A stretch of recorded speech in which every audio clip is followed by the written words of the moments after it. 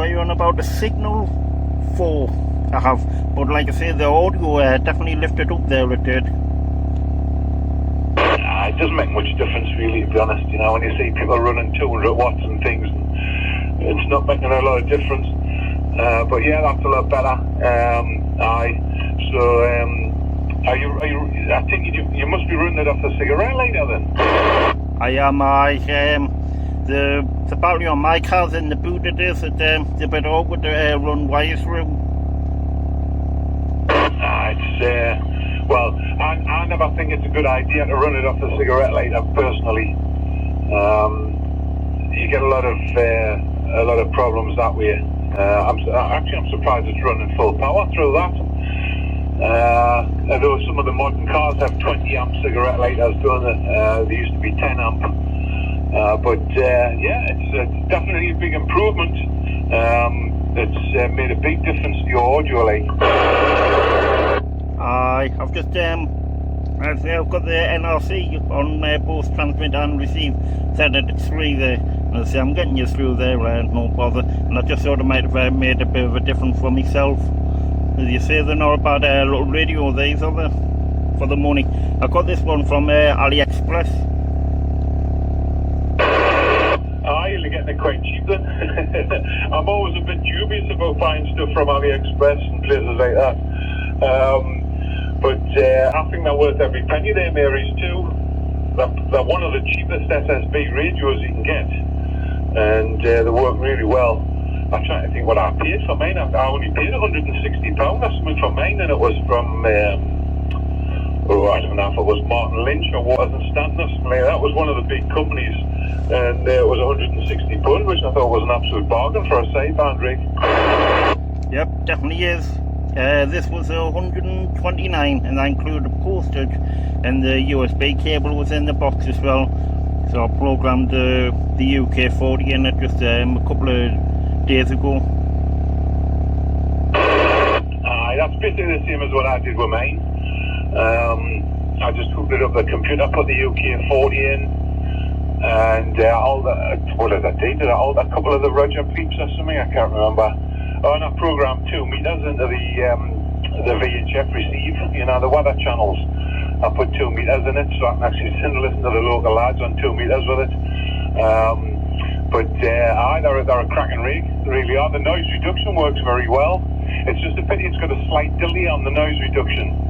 I think it's an earlier version of the noise reduction, you know how you can actually hear it sort of kicking in slowly, whereas the newer radios, the noise reduction seems to be on all the time. Yeah, I like it. It's a really good rig. A little bit big compared with some others, but very nostalgic. Like I say, when I use that one, I feel like I'm back in the 80s. Yeah, you're right about the NRC there. I'll just listen to the background noise, and then it slips away. You know what I mean? It's not straight up. It's not straight up, is it? But they are.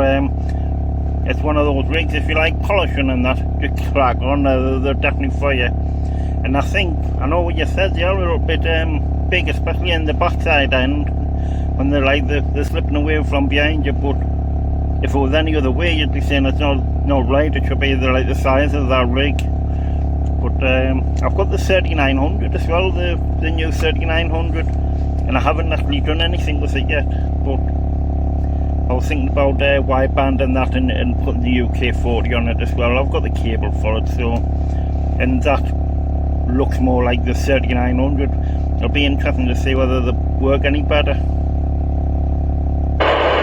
I've found basically all of the modern rigs work just the same, probably because the boards inside are almost identical, you know. There was talk they were going to bring a new version of the Ares2 out, you know. They were talking about it a while ago, like a small case version, like they did with they turned the 7900 into an 8900 and brought it out in a small case. And they did that with a couple of radios. But I don't know if I've ever seen a small case Ares2. They were going to do it, but I don't think it happened. We're spoiled for choices with rigs. All these little mini SSB rigs that's coming out at the moment. It's absolutely crazy. I'd like to know who's buying them all, because there's no bugger on the air.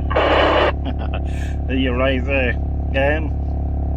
You are right in one thing though. They could easily make it smaller, you know yourself. They say the boards are a lot smaller inside the radio than what the actual casings suggest.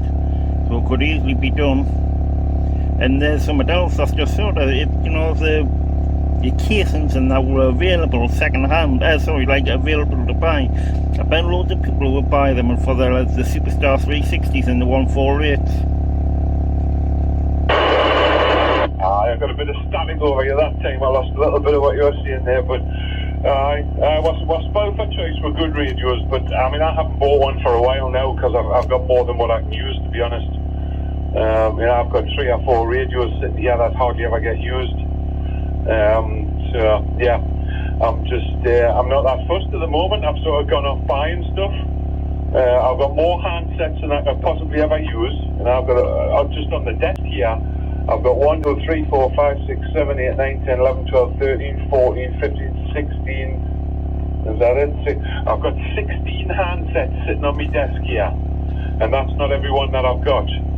So I've basically stopped buying handsets, and I've just got more CBs than I know what to deal with as well. So at the moment, I'm not really fussed. I'm not tempted by anything, although I do like that little mini SSB, the anytone. I like the look of that.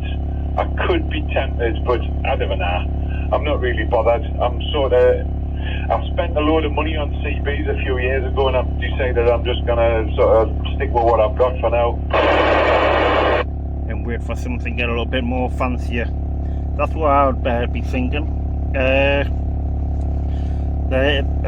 To be honest, when these first came out, I think it was around about 2023 or so.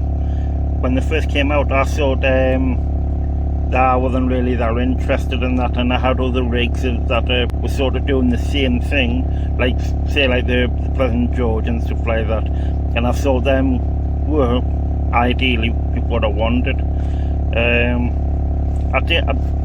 It was only about a week ago or so that I was tempted to actually buy the anytone. I was going to import it, but it's quite expensive for the shipping to get brought over, so it'd be probably better when they're actually available in the UK or whatever, or even in Europe, where the shipping might be a little bit less. Because they're not an expensive radio, it's just the shipping, and it just bumps it up and you start thinking they're really worth for like a 15 watt rig. Aye, that's the downside.